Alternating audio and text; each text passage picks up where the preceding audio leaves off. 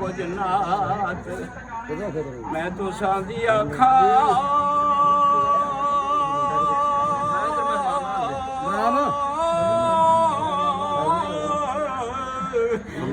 खलक दिया सरदारा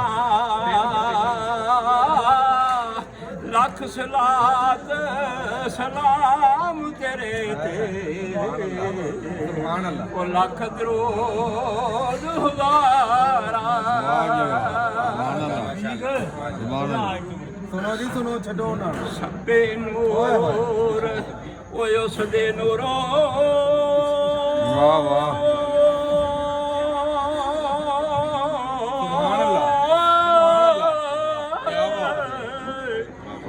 इस दा नूर हजूरों इस नूर तख्त अर्श तो मिलिया ते मूसा नो का तो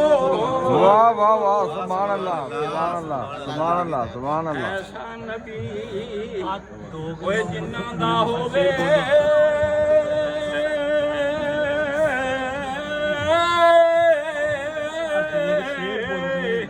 ते उस उम्मत क्यों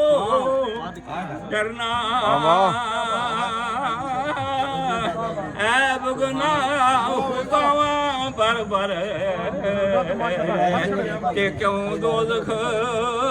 वल डरना नाम दसो अपना पहला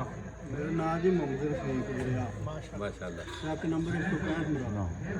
अच्छा बोले वे पर 165 तो निका 65 ਵੱਡਾ ਵੱਡੇ 65 ਆ ਨਹੀਂ ਚੱਲ ਨਿਯਮ ਸਾਡੇ ਸ਼ੇਰ ਬੋਲ ਚੱਲਦਾ ਅੱਛਾ ਵਾਰਸ ਵਰਿਆ ਦੇ ਵੱਡੇ ਭਾਈ ਸਾਨੂੰ ਕਮੀਆਂ ਸਾਹਿਬ ਦੇ ਦੋ ਤਿੰਨ ਸ਼ੇਰ ਸੁਣਾ ਦਿਓ ਬਸ कोई अव्वल हमद सुनाओ लाही ते जो मालक हर हर दा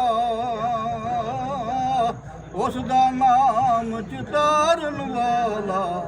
ते किसे मैदान नहीं हरदा वो चंगी मंदी सजना कोलों वही चंगी मंदी सजना कोलों सो बारी हो जाती सजन सजना दा गिला नहीं कर दे असल प्रीत बिना क्या बात है ओ डीगर टली ते शमा पिया